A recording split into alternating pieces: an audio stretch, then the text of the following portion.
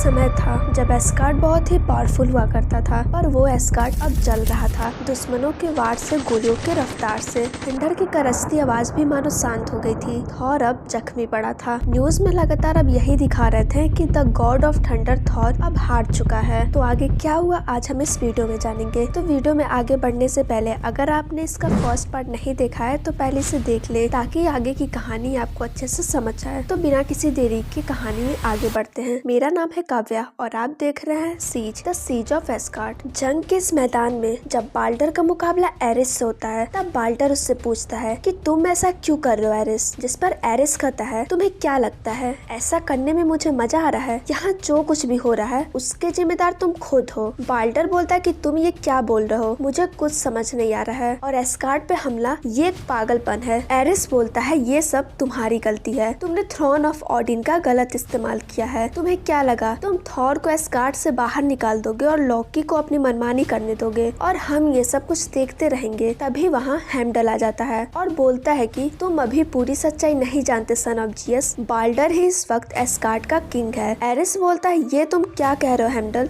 हेमडल की हालत कुछ ठीक नहीं थी। वो बोलता है मेरी बात ध्यान से सुनिएगा एरिस, जैसे आपके फादर सुना करते थे। ऐसा करके तुमने हमें लोकी के पागलपन से बचाया नहीं, बल्कि सीधा हमारे दरवाजे पर लाकर खड़ा कर दिया है। तुमसे बहुत बड़ी गलती हुई है एरिस और इसका अंजाम तुम्हारे सामने है। एरिस चुपचाप खड़ा होकर अपने सामने देखता रहा। चारों तरफ बस आग ही आग थी। उसको अपने किए पर पछतावा था। एरिस अब समझ गया कि ये सब ऑसबॉर्न का किया हुआ है। वहीं दूसरी तरफ हम देखते हैं कि थॉर जख्मी हालत में जमीन पर गिरा हुआ था, जिसके सामने खड़ा नॉर्मन ऑसबॉर्न बोलता है कि मेरा नाम नॉर्मन ऑसबॉर्न है, तुम्हें अरेस्ट किया जाता है यूनाइटेड स्टेट के गवर्नमेंट को नुकसान करने के जुल्म में। एस्गार्ड अब हमारी कंट्रोल में है, तो उठने की कोशिश भी मत करना थॉर। ये सब होते हुए न्यूज में लाइव दिखा रहे थे। तभी हम देखते हैं कि कोई चीज बहुत तेज रफ्तार में नॉर्मन ऑसबॉर्न के करीब आ रही थी। वो एक मिसाइल था, जिसके धमाके से नॉर्मन ऑसबॉर्न के साथ साथ डार्क एवेंजर्स भी दूर जा गिरे। ये कोई और नहीं बल्कि मारिया हिल थी। मारिया हिल बोलती है जल्दी चलो, रुकना नहीं, सीधा उसके तरफ आगे बढ़ते रहो। मारिया आगे बढ़ते हुए एक और मिसाइल लॉन्च करती है और एक और धमाका। डार्क एवेंजर्स एंड ऑसबॉर्न फिर से उस ब्लास्ट का शिकार बनते हैं। मारिया लगातार अपने मशीन गन से गोलियों की बरसात कर रही थी। मारिया उस लड़के से पूछती है तुम्हारा नाम क्या था बच्चे? जैसन अपना नाम बताता है। वो बोलती है जैसन, मैं जब तक इन लोगों को यहाँ देखती हूँ, तुम इस बिग गाय को जल्दी से गाड़ी में लोड करो, आज हम इसको यहाँ से लेकर ही जाएंगे। जैसन पूछता है कौन सा बिग गाय? मारिया बोलती है वही जो गॉड की तरह दिख रहा है। ये सारे सीन कैमरा में रिकॉर्ड हो रहा था और तभी वो रिपोर्टर बोलते हैं कि हमने सील्ड एक्स कमांडो मारिया हिल को आइडेंटिफाई कर लिया, वो हमारे सामने है। जैसन थॉर को उठा रहा होता है। वो बोलता है कि ये तो बहुत ज्यादा भारी है। मारिया कहते हैं कि कोई बात नहीं जैसन, रुकना मत, आगे बढ़ते रहो। तभी हम देखते हैं कि वहाँ मिस मार्वल आ जाती है और कहती है कि तुम उस चीज को शूट नहीं कर सकते जो इंटेंजिबल है। मारिया हिल उस पर गोलियों की बरसात कर रही थी, पर उसका उस पर कोई असर नहीं हो रहा था। मारिया हिल इस समय खतरे में थी और तभी थॉर उठता है और उसके थंडर स्ट्राइक से मिस मार्वल बहुत दूर जा गिरी। तभी मारिया बोलती है मिस्टर थॉर, मैं मारिया हिल हूँ, मैं टोनी स्टार्क की बहुत अच्छी फ्रेंड हूँ और ब्लैक की भी। थॉर बोलता है मैं तुम्हें बहुत अच्छी तरीके से जानता हूँ लेडी। थॉर की हालत बहुत खराब थी, वो बुरे तरीके से जख्मी था। मारिया पूछती है क्या हम उड़ सकते हैं? जिस पर थॉर बोलता है नहीं, अभी तो बिल्कुल नहीं। मारिया कहती है जैसन इसे फौरन गाड़ी में लोड करो, चलो हमें अभी निकलना होगा यहाँ से। और वो थॉर के साथ वहाँ से निकल जाती है। ऑसबॉर्न के लिए ये बहुत ही शर्मिंदगी की बात थी, एक ह्यूमन होते हुए भी वो उन सबको चकमा दे गई। अगले ही सीन में हम एक शख्स को देखते हैं जो बोल रहा होता है कि थॉर अभी मरा नहीं, भले ही वो हार चुका है। अब मेरी बात ध्यान से सुने। ये कैप्टन था जो बहुत सारे न्यू एवेंजर्स के साथ खड़ा था। वो बोलता है भले ही मैं काफी टाइम से गायब था, पर अब मैं आ चुका हूँ और मैं इन सब चीजों को बर्दाश्त नहीं करूँगा। मैं इनको चुप होकर के नहीं देख सकता हूँ। और वो ऑसबॉर्न, मैं नहीं जानता कि उसको इन पावर्स में किसने रखा, मगर वो जो कर रहा है वो बिल्कुल भी माफी के लायक नहीं है। तुम में से बहुत ऐसे भी होंगे जो एक दूसरे की शक्ल भी देखना पसंद नहीं करते, पर फिर भी तुम यहाँ आए। तो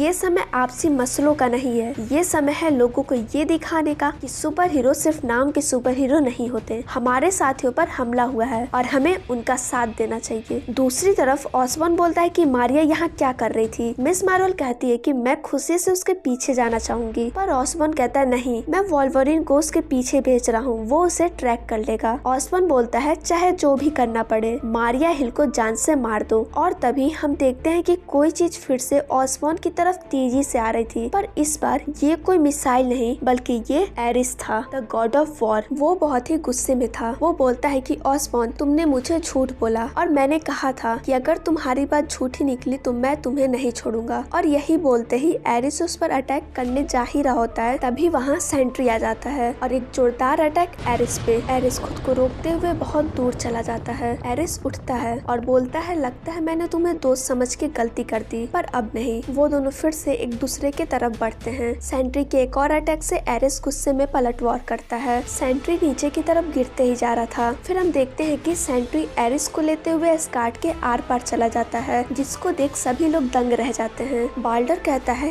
ये पागलपन है। इस पागलपन से सेंट्री की एक अलग रूप सामने आ रही थी, जो हमें ले जाएगी एक बहुत ही खतरनाक मॉन्स्टर की तरफ। सेंट्री चुपचाप से खड़ा था, तभी एरिस पीछे से एक और अटैक करता है और यही शायद एरिस का लास्ट वॉर था सेंट्री के लिए। एरिस का गला अब सेंट्री के हाथ में था। पूरी मीडिया एंड वहाँ मौजूद सभी लोगों की नजर अब सेंट्री पे थी। अगले ही पल हम क्या देखते हैं, सेंट्री ने Ares the god of war को बीच से ही फाड़ दिया था। ये सीन इतना ज्यादा भयानक था कि इसे देखकर सभी की रूह कांप गई। दूसरी तरफ ब्रुकलिन के हाइड आउट में तैयारियां हो चुकी हैं। निक फ्यूरी बताते हैं कि ये एक सील्ड मिलिट्री ट्रांसपोर्ट है। बग्गी स्टीव के पास आता है और बोलता है कि ये तुम अपने पास रखो, अगर हम वहाँ जा रहे हैं तो तुम्हें इसकी जरूरत पड़ेगी। दुनिया को कैप्टन अमेरिका की जरूरत है। कैप्टन सील्ड को अपने पास रखता है। तभी वहाँ जारविस आता है और कैप्टन को एक बॉक्स देता है और कहता है, मुझे पता चला है कि टोनी स्टार्क भी वहीं कहीं है, तो इसे उन तक पहुंचा दीजिएगा। फिर सब निकल देते हैं उस वॉर का हिस्सा बनने, थॉर की मदद करने। ऑसबॉर्न वोल्वरिन से पूछता है कि स्टेटस क्या है, थॉर का कुछ पता चला? वोल्वरिन कहता है अभी नहीं। तभी वोल्वरिन बोलता है, हमें थॉर की लोकेशन मिल चुकी है। और तभी एक थंडर अटैक और वो पूरी तरह जल चुका था। ऑसबॉर्न ये सब देख रहा था। थॉर कहता है, मैं तुमसे डरकर नहीं भागूंगा ऑसबॉर्न, मैं लड़ूंगा आखिरी सांस तक। तभी नॉर्मन ऑसबॉर्न कहता है, सेंट्री जाओ थॉर की अधूरी इच्छा को पूरी करो। अब थॉर के सामने सेंट्री होगा। आगे जानने के लिए जुड़े रहे हमारे साथ और अगर आपको वीडियो पसंद आई हो तो लाइक जरूर करें।